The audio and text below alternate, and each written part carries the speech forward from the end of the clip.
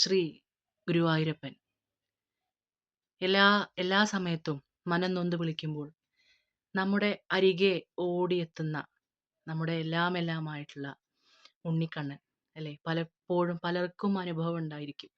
എന്നെ സംബന്ധിച്ച് എനിക്കും അനുഭവമുണ്ട്. ഒട്ടേറെ അനുഭവം. നമ്മളൊരിക്കലും ഭഗവാൻ കൈവെടിയില്ല എന്നതാണ്. ഗുരുവായൂരപ്പൻ ഒരിക്കലും നമ്മെ കൈവെടിയില്ല. നമ്മളെപ്പഴും നമ്മുടെ കൂടെ നിർത്തും ഭഗവാൻ ഗുരുവായൂരപ്പൻ എന്നതാണ്.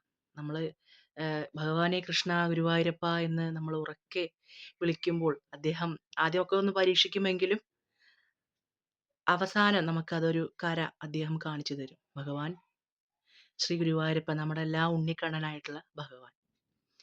ആ ഭഗവാനെ കുറിച്ചിട്ട് ഒരു നേരമെങ്കിലും ഭഗവാന്റെ ഒരു രൂപം കാണാൻ അല്ലേ? നമുക്ക് ഒരു ദിവസം നമുക്ക് ഭഗവാന്റെ രൂപം കാണാതിരിക്കാൻ കഴിയില്ല. അപ്പോ ഗുരുവായൂരപ്പനെ കുറിച്ച് 2 വരി യേശുദാസ് സാർ പാടിയിട്ടുള്ള എല്ലാവർക്കും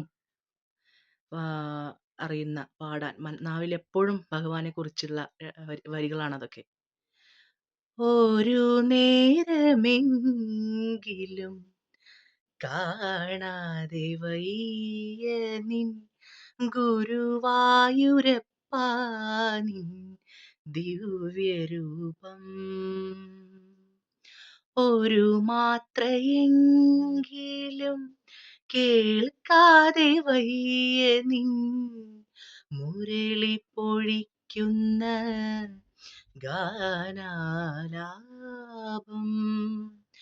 മുരളി പൊഴിക്കുന്ന ഗാനാലാപം.